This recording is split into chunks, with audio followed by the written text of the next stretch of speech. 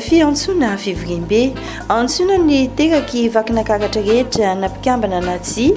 sy ireo rehetra dia afantatra na ireo izay maniry ny mpikambana ao amin'ny FITEVA mba ho tonga amin'ny fivoriam-be izay atao ao amin'ny efitrano malalaky ny lycée FJKM Toamasina Antanambo 5 ny alahady 20 ny volana Jolay 2024 amin'ny roratsidiso ka toy izao ny fandaram-potoana.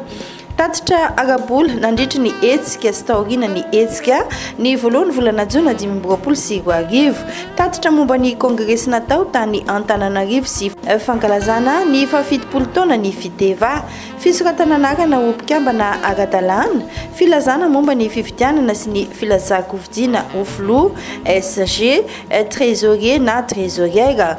fankatoavana ny fitsipivezana anaty mandritra io fivoriana ihany koa no andraisana ny lazakemboka ho an'ireo izay vonona amin'izany. Filazana momba ny fitsangatsanganana izay atao ka dia tongava maro misaotra an'ireo sahady ny manao ny antso moa dia maître lalaina.